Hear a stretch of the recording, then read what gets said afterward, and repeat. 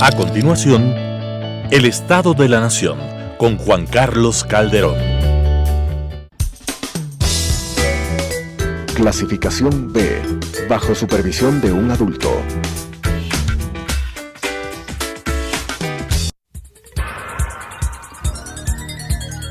El Estado de la Nación, los hechos en caliente. Les saluda Juan Carlos Calderón. Gracias por estar nuevamente con nosotros este martes 18 de agosto. Estamos listos para empezar algunas entrevistas, charlas, conversaciones que nos permiten profundizar en los personajes, en los momentos políticos, en los momentos también deportivos o no solo políticos, evidentemente, que tiene el país. Quería antes de nada de entrar a conversar con la gran maestra internacional de ajedrez, Carla Heredia, que nos está esperando en la vía telefónica, darles las siguientes noticias. Servicio de Netflix, dice El Comercio, se grabará con IVA después del 16 de septiembre. Repito, el servicio de Netflix se grabará con IVA desde el 16 de septiembre. Mediante un correo electrónico, la empresa estadounidense de streaming, Netflix, informó a los suscriptores ecuatorianos que a partir del 16 de septiembre del 2020 el costo de la membresía mensual se incrementará debido, claro, a que la tarifa incluye ahora el 12% del impuesto al valor agregado IVA, ya que desde este año los servicios digitales importados también gravan ese tributo. La medida fue incorporada en la Ley de Simplificación Tributaria vigente desde enero. Hay otra noticia también que preocupa y se las comento desde el diario Expreso de Guayaquil. La flota china evita el control apagando el dispositivo de rastreo satelital. Esto porque todavía se mantiene la presencia de la flota china en aguas internacionales aledañas a Galápagos, entre Galápagos y la costa ecuatoriana, el litoral ecuatoriano. Otra noticia también que queríamos comentarles es que 95,5 millones por devoluciones de renta del IVA adeuda el Estado ecuatoriano. Esto, una noticia que vincula al SRI. Estas devoluciones tenían que haberse dado y son casi 100 millones de la deuda que tiene el Estado en las devoluciones de renta y el IVA. Y para los amantes del deporte, Ronald Koeman será el entrenador del Barcelona, anunció su presidente. Y también a las 17:57, hace pocos minutos, El Comercio informa sobre el cierre en la avenida Panamericana Sur por accidente múltiple cerca de la Tacunga. Bien, estamos este momento, les anunciaba, con la gran maestra internacional Carla Heredia. Ella nos había pedido unos minutos más allá de las 6 porque está realizando un campamento de ajedrez con niños. Carla, buenas tardes. Bienvenida al Estado de la Nación. Gracias por compartir con nosotros tus actividades, por tomarte el tiempo. Sabemos que estás en este momento justo en ese campamento y has hecho una pausa para dedicarla a nuestros oyentes. ¿En qué consiste este campamento, Carla? ¿De qué se trata? ¿Cómo se hace un campamento de ajedrez con los niños? Buenas tardes, bienvenida. Buenas tardes, gracias por la invitación. Saludos a tu audiencia. Bueno, sí, este es el último, este es un campamento que organizo en inglés. La verdad que el último año he estado viviendo en California y ahí he estado dando clases a diferentes niños. Entonces, con esto de la pandemia, ahora todo lo hacemos online, así que tengo algunos campamentos de verano y bueno, en este que estoy realizando es para niños jóvenes de 9 a 13 años de nivel, y entrenamos por Zoom y por plataformas online de ajedrez. Y bueno, ya ahorita están jugando, están practicando algunas cosas que hemos estado repasando. ¿Cómo haces un campamento online con niños, no tan niños, ya jóvenes, en realidad? Pues, ¿cómo funciona eso? Es similar a lo que están haciendo hoy en día las escuelas. Nos reunimos en Zoom, luego yo comparto mi pantalla tengo un tablero de ajedrez online en la compu, y bueno, vamos analizando. Primero empezamos con algunos ejercicios de calentamiento, tal cual en otros deportes, son mate en 1, mate en 2, mate en 3 jugadas. Luego, dependiendo del día, ellos juegan entre ellos un poco, una media hora, y luego yo les muestro algo para que aprendan. A veces les muestro algo de juego clásico, que tenga muchos juegos artificiales en el sentido de táctica, de combinaciones. Otros días vemos finales, otros días revisamos sus propias partidas para buscar errores. Entonces es básicamente lo que estamos hoy en día haciendo los profes. Creo que con la diferencia que esto del ajedrez virtual o online hace muchos años existe, y nos ha costado casi nada adaptarnos, porque ya lo hacía. Yo tenía hace mucho alumnos en diferentes partes de Estados Unidos a los que les daba clases de manera online, y ya no fue un cambio tan brusco cuando pues pasó todo lo de la pandemia. Carla, ¿cuántas personas tienes este momento en ese campamento? Estamos aproximadamente 8 personas y yo. Bueno, ya son niños avanzados. A mí en general me gusta tener grupos pequeños de hasta 10 personas, porque creo que así se puede poner más atención a cada niño. Carla, ¿cómo es la experiencia ahora, sobre todo en estos campeonatos mundiales, en las Olimpiadas? Claro, evidentemente el ajedrez, tú dices, ya se tiene experiencia en el ajedrez online, es evidente, hay juegos, hay programas. Sin embargo, en los campeonatos se mira cara a cara a tu rival. Precisamente un tuit tuyo en tu cuenta de Twitter mencionaba tu victoria sobre Jenny Chiribi de Colombia. ¿De qué era este triunfo que estabas festejando, Carla? Bueno, el fin de semana, viernes, sábado y domingo, estuvimos en la primera Olimpiada Online de ajedrez. Eran 163 países en diferentes divisiones. Ecuador jugó en la división 2, en el grupo E, con otros 9 países, es decir, era un grupo de 10. Estaba Bolivia, Costa Rica, Montenegro, Escocia, Inglaterra, Hungría, Colombia, México y Argentina, y nosotros. Entonces, de estos 10 equipos nos enfrentábamos 3 partidas cada día, en total 9 partidas, y los 3 mejores de cada grupo avanzan a la siguiente fase. Entonces, la meta de Ecuador era llegar en los 3 primeros. Lamentablemente no lo logramos, estuvimos súper cerca. En la 8ª ronda le logramos ganar a Hungría, que estaba invicto hasta ese momento, y de hecho ganó el grupo. Eso fue bastante heroico. Y en la última ronda estábamos en zona de clasificación, al igual que Colombia y Argentina. Contra Colombia, como mencionas, yo le gané a Jenny Chiribi, y bueno, con eso empatamos el match 3-3. Ecuador quedó empatado en 4º lugar con Colombia, mientras que Argentina quedó 3º, Inglaterra 2º y Hungría 1º. Y fue la primera vez que retransmitimos unas Olimpiadas online en Facebook Live. O sea, era un streaming, así como se hace en otros deportes y videojuegos, donde 2 maestros de ajedrez iban comentando las jugadas y las posibilidades. Fue algo que nunca se había hecho en Ecuador, y bastante ese contenido de Facebook se iba poniendo en Twitter, extractos, y también se tuiteaban mayormente mis partidas y mis resultados. Y la verdad que a pesar que en Ecuador no todo el mundo juega ajedrez, muchísimos ecuatorianos en redes sociales se alegraron por los triunfos de Carla y los triunfos del equipo, y bueno, muy feliz por el apoyo, por todo lo que se hizo a nivel de comunicación, de poder montar este evento, y también agradecerle a la gente por todo su apoyo, sus ánimos, y bueno, estuvimos cerca de clasificar. Eso me queda el pendiente. Es la primera vez que se hacen unas Olimpiadas online. Las Olimpiadas presenciales de ajedrez son cada 2 años. Este año tocaba en Rusia, y por la pandemia, al igual que las de Tokio, se aplazaron al siguiente año.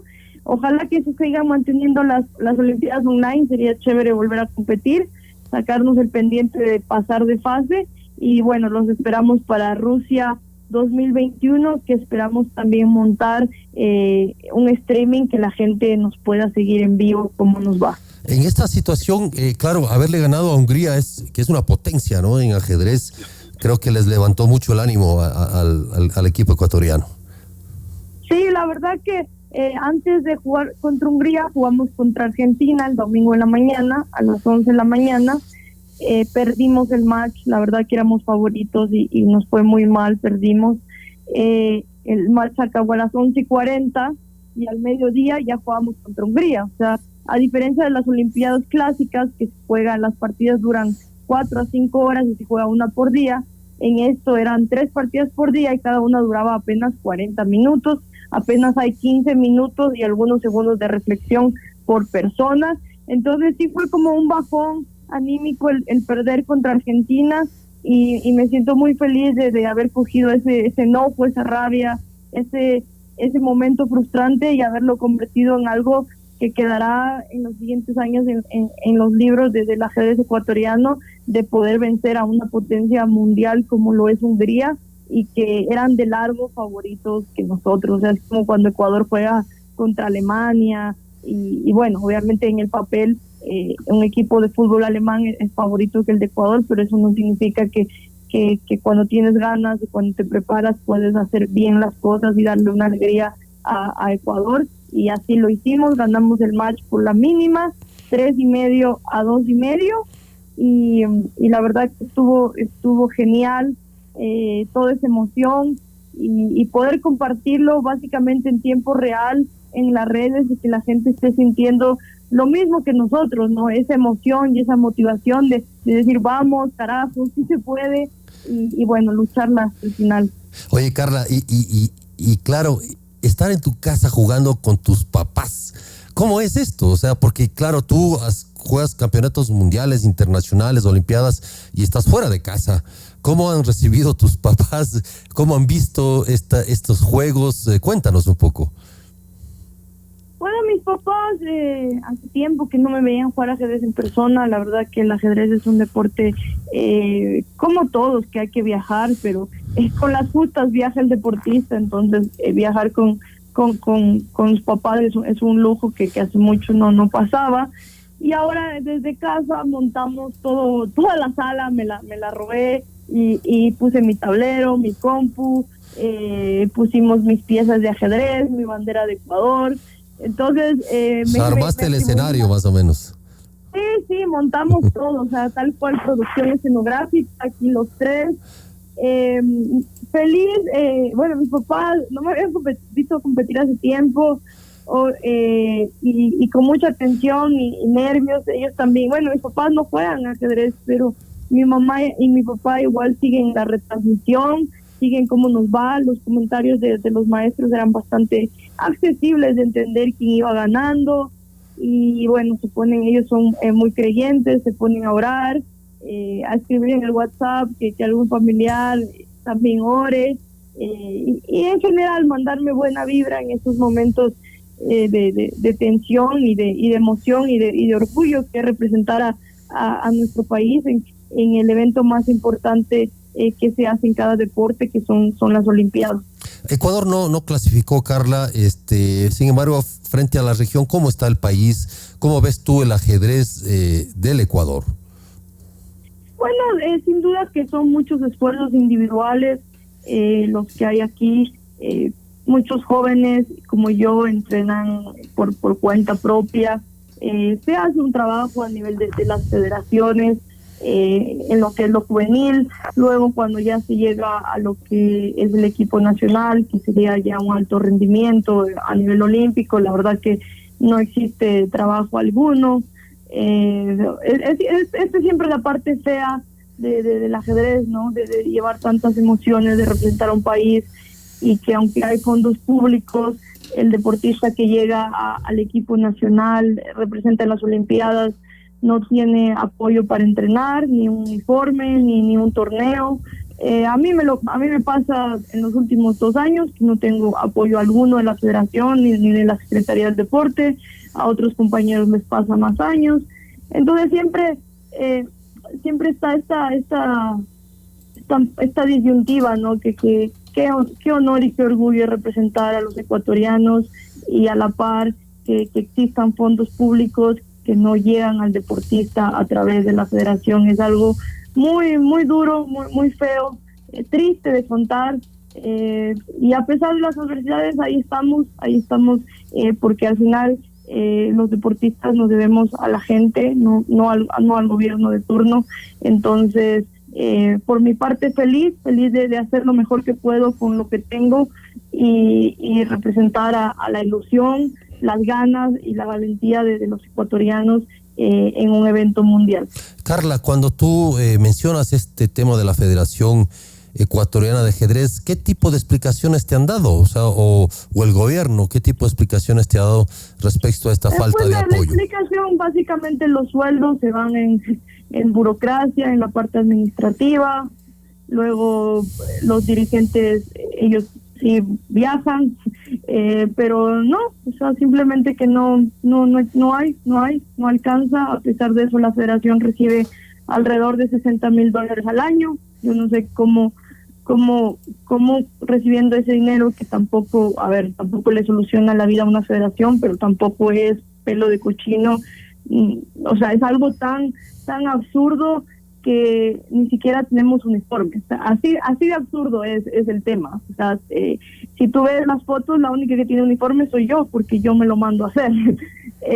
Pero hablar de entrenamiento, hablar de torneos de preparación, hablar de algo metodológico, de decir cómo vamos a llegar a Rusia, la novela siempre termina en que si llegamos con los pasajes, dense por agradecidos, cuando no es así, porque uno no va a una olimpiada de paseo, sino va a representar a su país a lo más alto y debería tener esas mismas oportunidades de afín a esa competencia, ¿no?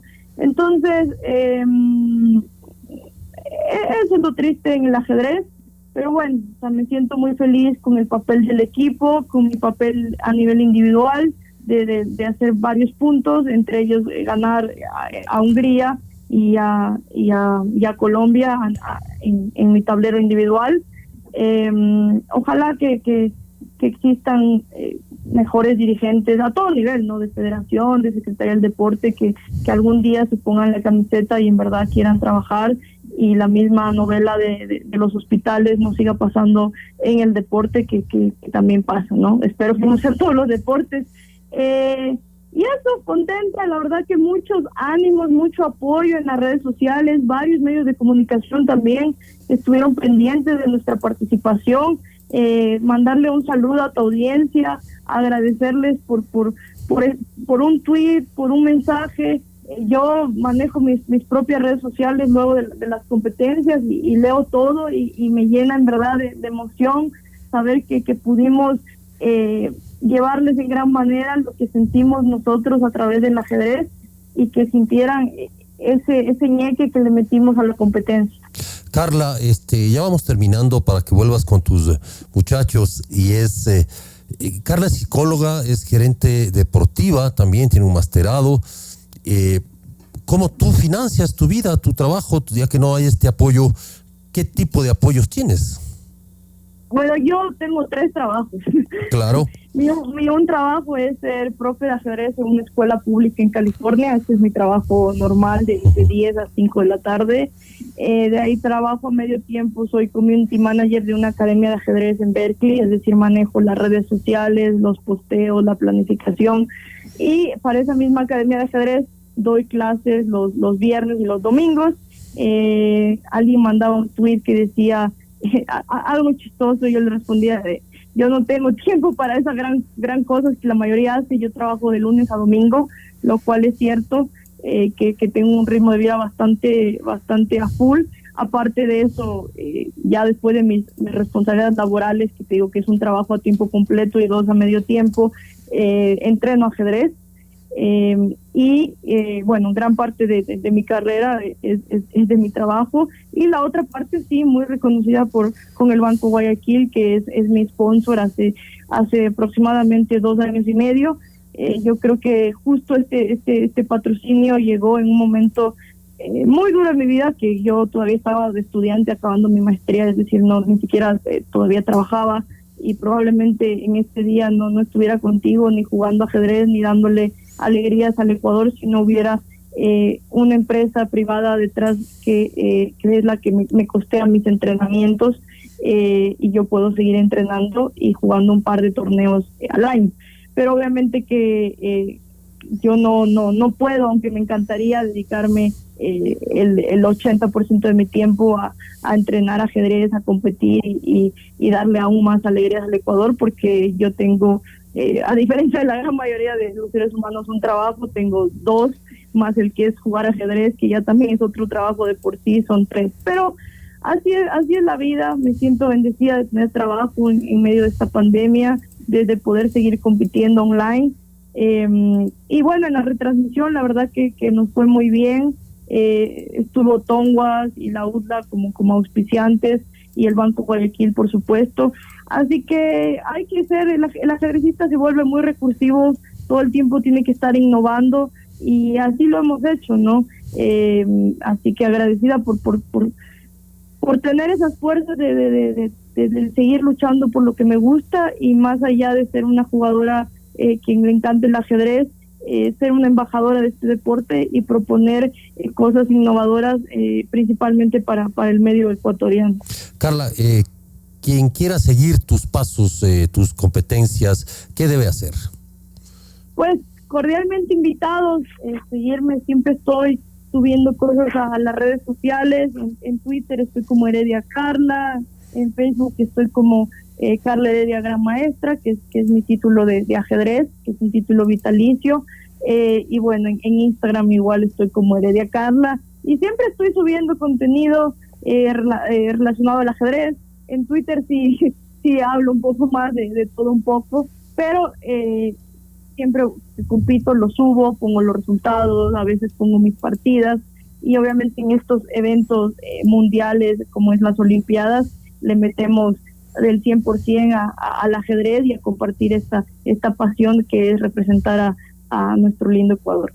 Carla, muchas gracias por haber estado con nosotros. Finalmente te pediría un mensaje al país, a nuestros oyentes, y te lo pido porque vivimos momentos de mucho pesimismo, de poca autoestima sobre lo que pasa. Muchos piensan que en el Ecuador pasan cosas muy horribles. Las pasan, pero también pasan cosas importantes, beneficiosas, que nos alegran el corazón, y entre estas es precisamente deportistas como tú, Carla. Mandarles un abrazo muy sentido. Como tú bien dices, se viven momentos muy, muy difíciles en todo tema, en la salud, en lo económico, muchísimas personas desempleadas y brillantes, muchísimas personas están así. Pues de mi parte, como siempre, tener ese compromiso de donde quiera que vaya a competir, dar mi dedicación al 110% en el entrenamiento y en la competencia, y poder de una manera u otra sacarles una sonrisa y unos minutos que, si ustedes un día ven que estamos triunfando y eso les saca una sonrisa, eso significa un montón para mí, el poder alegrarles un poquito el día. De ahí, saliéndonos de lo deportivo, pues que tenemos que seguir luchando por un país con más justicia, con más democracia, un país que en el que deje de haber tanta desigualdad en todo sentido, en lo económico, en lo social. Esto no es en específico en este año, esto es una lucha que es y será constante, y bueno, todo empieza también desde casa, de seguir construyendo valores que en verdad nos representen, como es el trabajo honesto, la dedicación.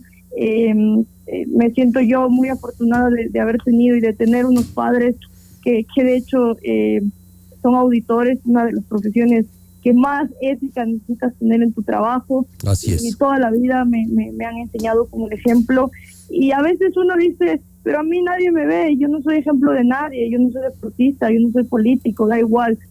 No es así, no da igual. Siempre hay alguien que está viendo, y muchas veces es tu hijo, es tu hermano, y qué mejor, hay que hacerlo correcto, aunque nadie esté viendo o aunque una sola persona esté viendo. Así que con ese mensaje me despido y te agradezco por la oportunidad de compartir en el programa, que no sea la última. Encantado de tenerte, Carla, precisamente. Gracias también por esa dedicación, ese mensaje, esas palabras y ese ejemplo que das a la juventud de este país. Vamos luego de un corte, te mandamos un abrazo, hacemos un corte y ya volvemos con el comandante Andrés Muñoz para conversar sobre la propuesta que están haciendo los trabajadores o ex trabajadores de TAME para comprarse la empresa. Ya volvemos. De la Nación.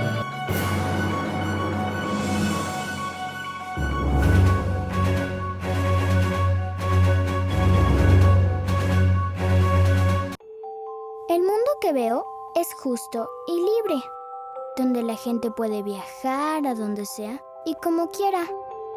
Y los niños pueden comer y usar zapatos, sin tener miedo cuando van por la calle. No es que quiera que haya arcoíris y conejitos, ni calles llenas de gente bailando como títeres, sino que haya libertad para vivir, aprender y jugar. Solo ser tú mismo y pensar a tu manera. El mundo que veo quizá te parezca una locura, pero ojalá algún día tú también lo puedas ver.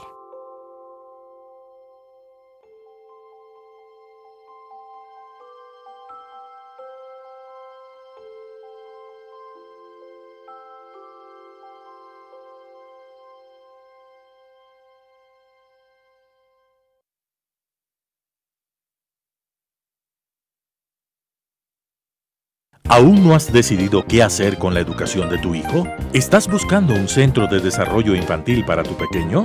Preescolar El Parque es la solución.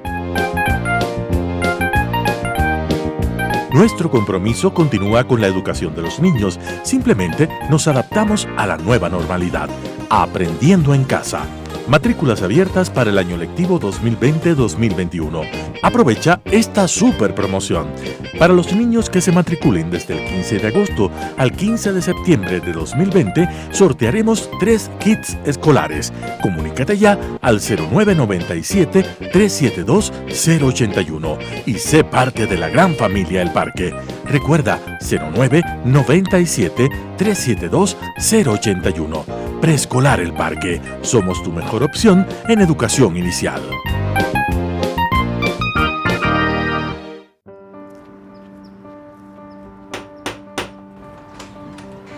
Buenos días.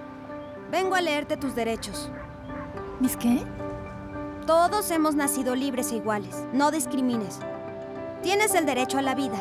Tienes el derecho a la vida y a vivir en libertad y a salvo. Tienes el derecho a la educación. Tienes el derecho a tus propias posesiones. Tienes el derecho a la seguridad social. Tienes el derecho a jugar. Tienes derecho a la democracia. Tienes derecho al asilo. Tienes el derecho de tomar responsabilidad. Y nadie puede quitarte estos derechos y libertades. ¿Por qué haces esto? Tienes derecho a saber.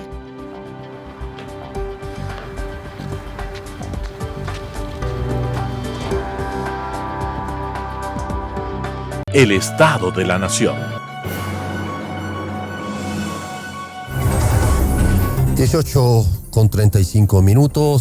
Estamos compartiendo con ustedes el Estado de la Nación, los hechos en caliente.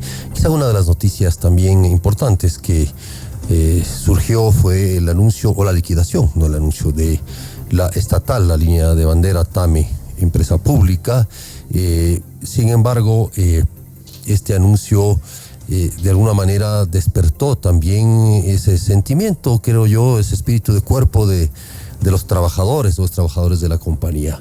Estamos con el comandante Andrés Muñoz, quien representa al colectivo Justicia para TAME, que se integra un aproximado de 700 trabajadores, quienes han hecho una propuesta para la reactivación de TAME. Entiendo que aún sin éxito, comandante. Sin embargo, quería conversar con usted al principio sobre qué es este colectivo, quiénes lo conforman. Por ejemplo, usted es piloto, es comandante. ¿Cuánto tiempo ha estado usted en la empresa? ¿Qué hacía en concreto? ¿Y cómo ahora está afrontando esta, diríamos, dura travesía? Así por es. la cual están familias, casi 1000 familias ecuatorianas que formaron parte de esta empresa, malograda, diría yo, por la política, malograda por la mala administración de la política y que de alguna manera ha afectado la vida de muchas personas. Comandante, buenas tardes, bienvenido. Buenas tardes, estimado Juan Carlos. Primero, muchas gracias por el espacio. En realidad su introducción fue bastante específica. Hay que ser claros y esto lo empezamos en la primera fase de existencia de Justicia para Tame. La culpa acá de la extinción de esta maravillosa empresa que le brindó al Ecuador 57 años de servicio se la carga la política. Y en ese sentido de responsabilidad, de revancha a los trabajadores, queremos demostrar que nosotros fuimos simples trabajadores, pero que ahora organizados podemos constituir y materializar un sueño. Acá hemos dejado de lado los uniformes, las jerarquías que de alguna manera aún se establecen en la aviación, y desde el 18 de mayo del 2020 todos somos ex trabajadores de TAME. Acá sumamos 700 personas quienes conformamos este colectivo de Justicia para Tame. No somos sindicalistas, somos un grupo de seres humanos que nos vemos afectados ante esta decisión bastante apresurada del gobierno, que no supo valorar lo que en realidad tenía, algo propio, algo de los ecuatorianos para los ecuatorianos. Y como siempre lo dijimos, probablemente nuestras generaciones no sean testigo del desarrollo que aportó Tame al país, sino las generaciones anteriores son las que siempre vivirán agradecidas de que esas ciudades que mantenían una conexión muy pequeña, las materializó Tame a través de muchos sacrificios y de muchos años de haber construido una patria, de haber construido el Ecuador. ¿Cuál es la situación en este momento de la empresa? Bueno, en este momento creo que nadie la entiende. De hecho, sabemos que el gerente general en estas alturas, hasta en la fase final de Tame, está siendo removido de su cargo por el ministro de Transportes. Son cosas que nos preocupan porque, claro, esto denota una vez más la incapacidad de manejar una aerolínea. Uh-huh. Va a entrar una persona nueva, le tomará un mes más de empaparse de cómo está el tema y hasta dónde se ha avanzado con este proceso de liquidación, y lo único que hace y los únicos perjudicados somos nosotros, los trabajadores. La empresa está en un status quo, los aviones están ahí desvalorizándose día tras día. Están en tierra. Están en tierra. No, Tame desde el 18 de mayo del 20 no volvió a volar un minuto más. Yeah. Entonces, esos aviones hay que entender que respetan a un programa de mantenimiento. No es que yo guardo el avión y le cubro con una lona y el avión no pierde su valor.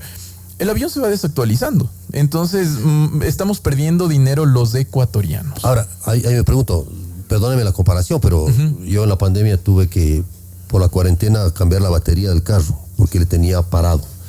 Y eso nos pasó a muchos. Correcto. ¿Con los aviones pasa lo mismo? Pasa exactamente lo mismo. La única diferencia es que una batería de carro le cuesta unos 150, una batería de avión estamos hablando de unos $10,000 a $12,000. Ya.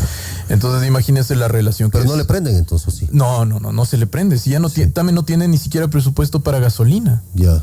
O sea, ¿con qué combustible le piensan prender al avión? Esto pasa cuando gente antitécnica del ámbito aeronáutico está conduciendo una aerolínea. Esta es la realidad, esto es lo que estamos viviendo. Ahora, ustedes han hecho una propuesta. ¿En qué consiste esta propuesta? A ver, esta propuesta nació básicamente antes del tema COVID, cuando nosotros ya vimos que con el último gerente general, el señor Reyes, Tame comenzó a entrar en una debacle completa.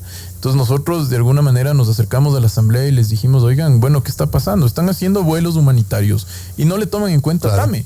Si tienen una empresa quebrada, la solución es tratar de inyectarle dinero o tratar de que genere trabajo. Y veíamos con mucha preocupación que todas las privadas volaban y Tame estaba bien gracias a sus casas. ¿Y por qué se tomó esa decisión de no incluir a Tame en los vuelos humanitarios? Bueno, eso habría que preguntarle al COE, habría que preguntar al Ministerio de Salud, al Ministerio de Transportes. A la Cancillería también, porque es la que cuadraba los vuelos, ¿no? Por supuesto. Claro. Entonces, no me van a venir a decir que el resto de empresas volaba gratis o a pérdida. Eso es falso. Entonces, por Dios, o sea, Tame no voló por alguna razón y eso es a lo que queremos llegar. Desde ahí nace nuestra propuesta. Desde el día de la pandemia nosotros propusimos al gerente general que Tame busque una línea de carga. Porque claro, ya se perdió la fortaleza en pasajeros. Bueno, fortalezcámonos en carga. Tame tiene la autorización para volar carga. No lo hicieron.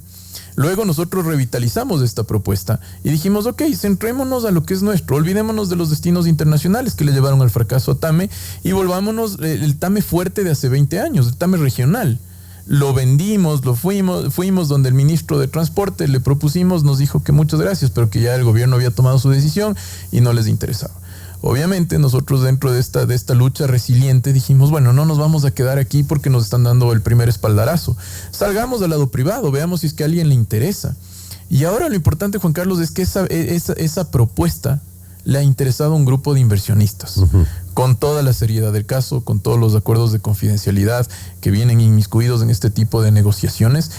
Y nosotros ya hemos puesto... Inversionistas del área aeronáutica. Inversionistas especializados en el campo aeronáutico. Inversionistas que tienen diferentes empresas de la industria aeronáutica. Rentadoras de aviones, vendedores de aviones, servicios de tierra, aerolíneas en diferentes continentes. O sea, no es alguien improvisado. Entonces, le hemos entregado ya al subsecretario de Transporte Aéreo, Pablo Galindo, una carta en firme indicándole nuestra intención de compra de los bienes de TAME. Lamentablemente, repito, TAME no tiene todavía evaluado sus bienes. Entonces no sé cómo piensan venderlos si todavía no los han evaluado. Entonces, ¿cuánto tiempo va a tomar esto? No lo sabemos. Estamos ahí, estamos con el cambio del gerente. Entonces todos estos documentos se han quedado en el limbo, en stand-by, hasta que llegue la nueva persona con quien vamos nuevamente a entablar una mesa de negociación. ¿Comprar los activos de TAME qué significa? ¿Qué implicaría? ¿Se pierde el nombre también o no? Bueno, inicio, Juan Carlos, de inicio nosotros luchábamos o seguimos luchando en realidad por el nombre de TAME, es un nombre muy importante. Sin embargo, el subsecretario nos ha indicado que TAME va a la muerte jurídica. Deciden enterrarle a TAME con todas sus certificaciones, rutas y todo lo que TAME tiene, que son cosas intangibles, no son cuantificables, pero son importantísimas. O sea, esto es experiencia, están botando a la basura 57 años de historia.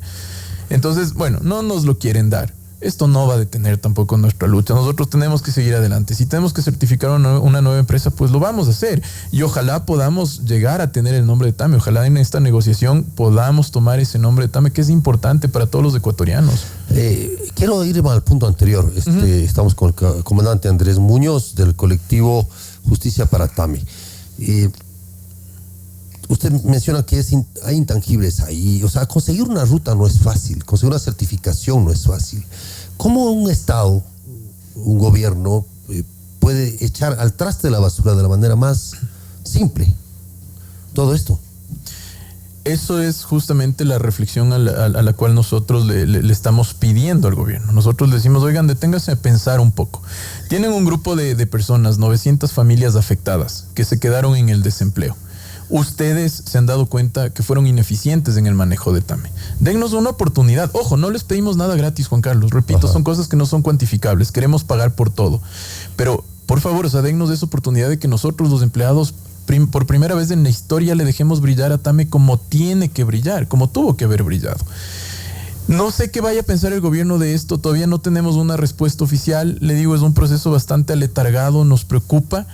Pero vamos a seguir ahí, o sea, esto se gana en el día a día, tenemos que seguir ahí con mucha fortaleza. Algunos dirán, esto ya es periódico de ayer, o pasemos la página, ¿no es cierto?, y veamos. ¿Quién gana con la desaparición de TAME?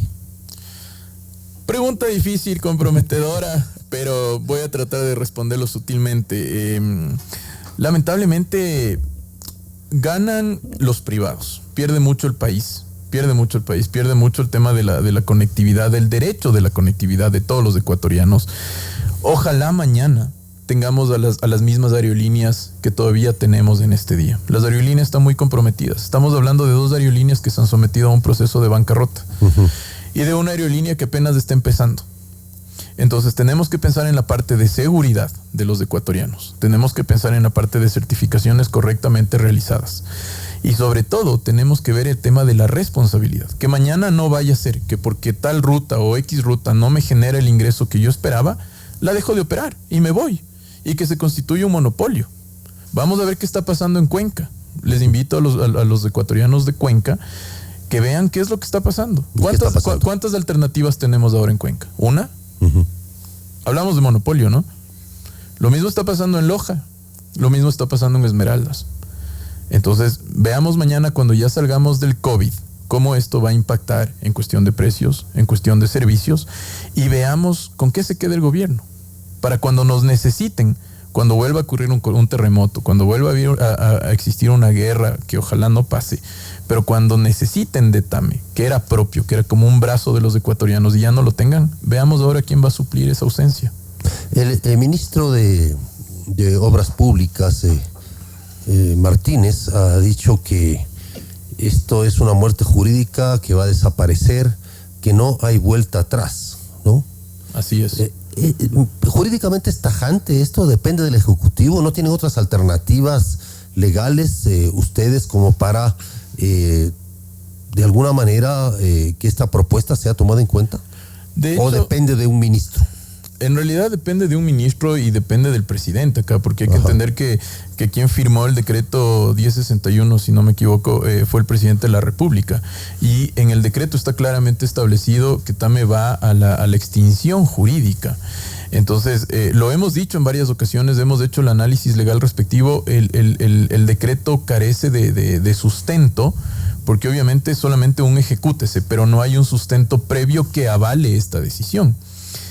Entonces está en manos del presidente y es ahí a donde nosotros queremos llegar. Hemos hecho ya los alcances hacia la presidencia, hemos enviado una carta, sabemos que está en el despacho de Juan Sebastián Roldán, no hemos tenido una respuesta, esto es hace más de un mes y medio. Queremos sentarnos a conversar. Juan Carlos, somos un ecuatoriano más. Nosotros no queremos sacar provecho de la situación.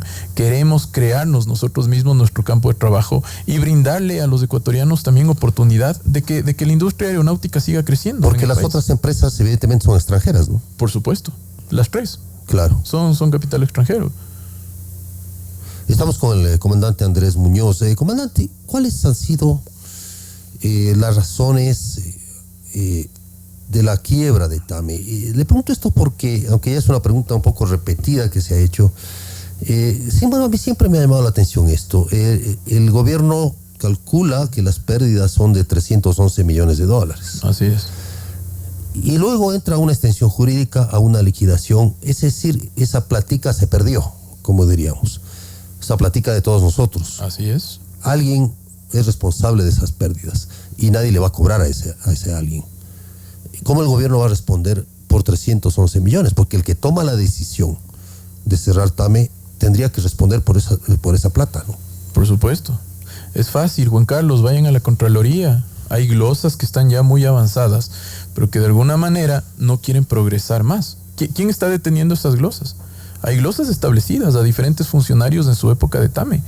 Todos sabemos acá la responsabilidad política que tuvieron para que TAME esté en la situación que está. La quiebra de TAME se debe netamente a la parte política. Y una vez más se confirma nuestra teoría, Juan Carlos. Cambiar un gerente general a días de nombrar un liquidador, por favor. O sea, el señor probablemente se va a tomar todo este tiempo hasta que llegue el plazo de nombrar un liquidador en aprender en dónde está la puerta de salida. ¿Y por qué se toman esas decisiones? Nadie lo explica. ¿Quién es el actual gerente? El actual gerente hasta el día de hoy fue Esteban Riofrío. Ya. Esteban Riofrío va en TAME alrededor de 2 meses, me parece, desde el 18 de mayo, justamente cuando se emitió el decreto. Entonces él ha venido haciendo un trabajo, no tampoco puedo echarle flores ni echarle ladrillos, un trabajo promedio. De alguna manera él ya llegó a conocer las cosas de TAME, llegó a tratar de solucionar las cosas de TAME, pero ahora lo sacan y viene una nueva persona a aprender en estos 15 días, cuando los empleados no podemos firmar un paz y salvo porque todavía no se define en el tema médico, porque tenemos un doctor... Justo le quería preguntar eso, ¿cuál es la situación de los empleados? O sea, ¿en qué están? ¿De qué están viviendo? ¿Cómo se están pagando sueldos? ¿Ya no? ¿Les liquidaron? ¿Cómo es la cosa? Bueno, yo tengo que reconocer en realidad la gestión que ha hecho Transportes con el gerente general. Nos han logrado pagar ya todos los haberes, estoy hablando de sueldos que estaban pendientes, hasta el mes de junio. Estamos al día en salarios. Sin embargo, desde el 30 de junio, que desvincularon al primer grupo de trabajadores, que fue alrededor de 400, y desde el 31 de julio, que desvincularon al segundo grupo, no tenemos respuesta. Estamos atados en 3 temas básicos. Uno, el tema de la recuperación de los días no trabajados en pandemia, que hasta ahora no se organizan y no saben qué es lo que van a hacer. 2, el tema médico. Es increíble que en una pandemia a nivel mundial nos quieran meter al IES a 900 personas para hacernos un postocupacional. Nosotros ya les hemos propuesto, ya pagamos, Juan Carlos, ya fuimos a ciertos laboratorios privados, ya nos hemos hecho el examen Y ahora el doctor nos sale con que, tienen que venir a mi oficina, los 900 trabajadores, para yo chequear los exámenes y darles la firma. Por Dios, o sea, oigan, si hasta suspendimos la jornada laboral, ¿cómo no puede ser que se haga una desviación en el tema de un examen postocupacional? No digo que no lo hagamos, ya lo hemos hecho privadamente, pero no nos lleven al mismo consultorio a 900 personas. Están dando turnos. Justo me llamaba ayer una persona de Tame y me dice, capitán, mi turno está para finales de septiembre. Mire de la manera tan óptima cómo funciona Tame. Entonces, el tema de Paz y Salvo, creo que hoy día fue, en la tarde logró firmar la primera persona ya todo su Paz y Salvo. Una sola persona desde hace 2 meses. Esa es la situación que estamos viviendo. ¿Cuál es el Paz y Salvo? El Paz y Salvo básicamente para los que no trabajan en el sector público. En público. El Paz y Salvo es un documento en el cual uno tiene que ir por cada gerencia, llamémoslo así, por cada dependencia de TAME, diciendo que yo no tengo problemas en la parte contable, yo no tengo problemas en activos fijos, no tengo problemas médicos, no tengo problemas en la gerencia general, de operaciones, y le van firmando. Son como 20 firmas. Y al final, con ese Paz y Salvo, recién nosotros podemos acceder a nuestra acta de finiquito. Eso es lo que todavía no tenemos.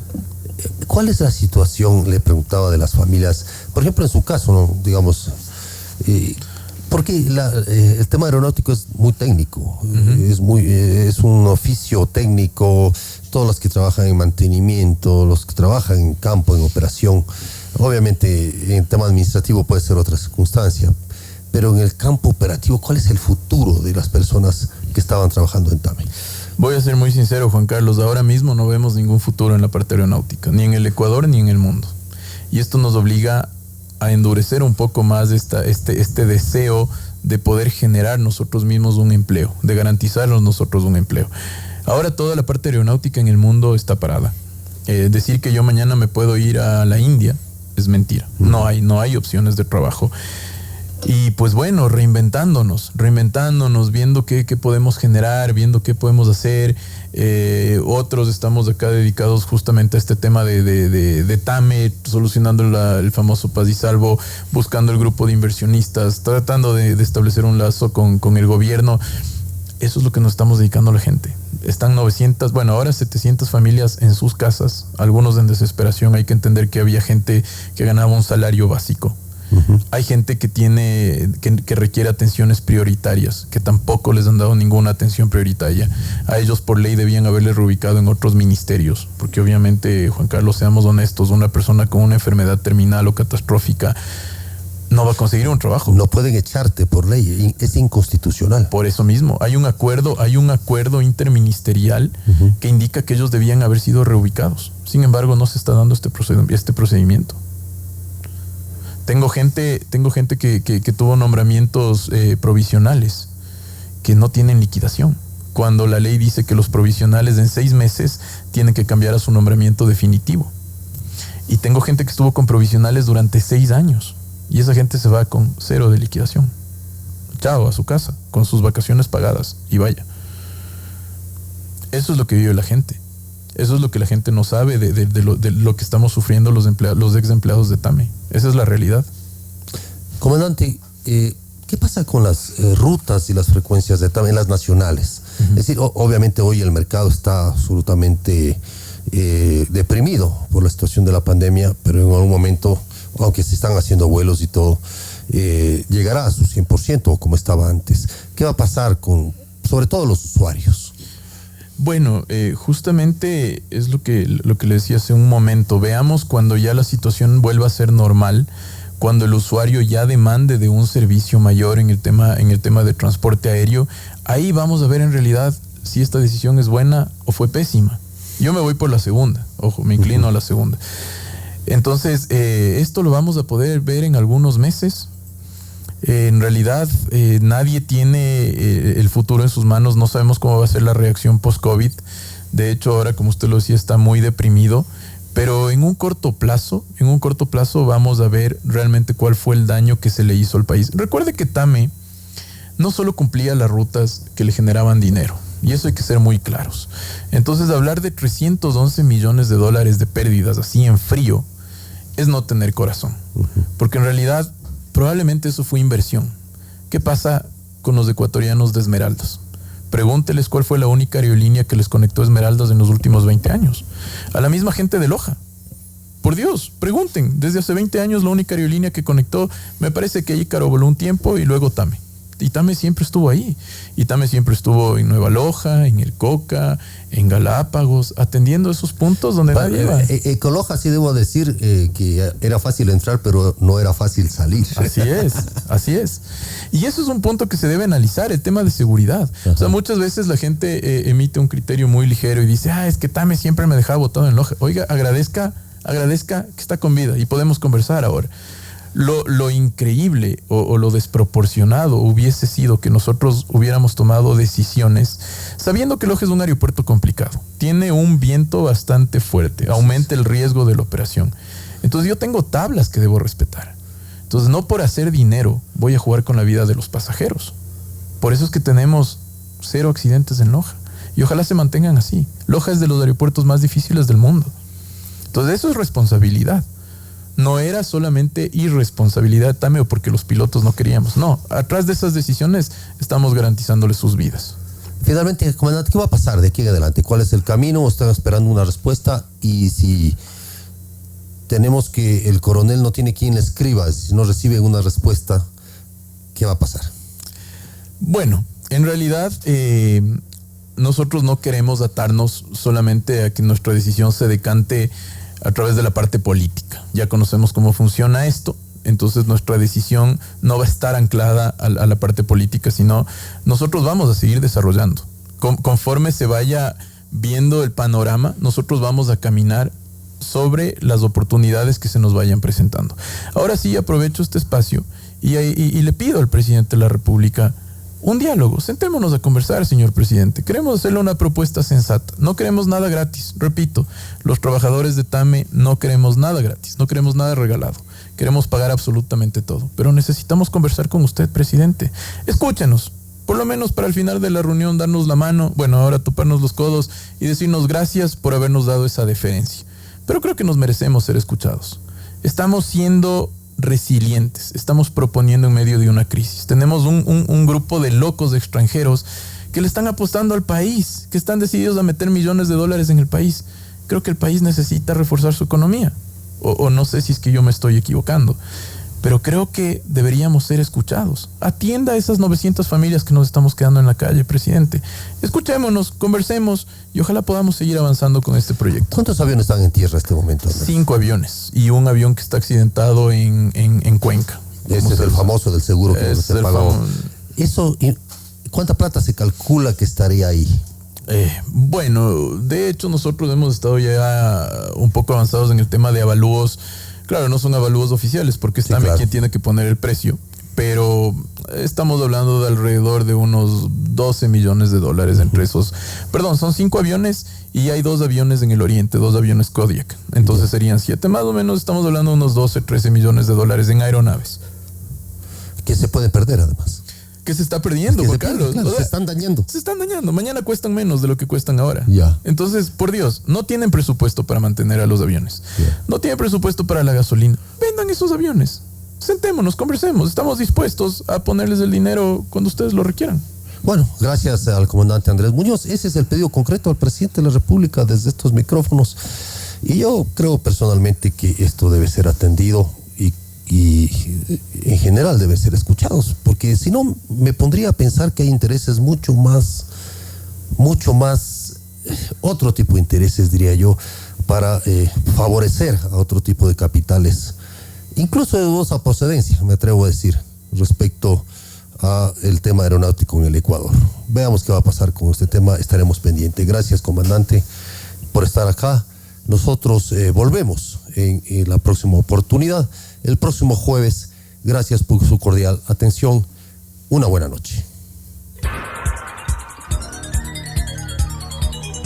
Las opiniones vertidas en este espacio por la producción y dirección del programa son de exclusiva responsabilidad de sus autores y de quienes intervienen en ellos. Telesucesos Canal 29 UHF presentó El Estado de la Nación, un espacio para hablar sobre la coyuntura política del país de forma crítica e independiente. con Juan Carlos Calderón.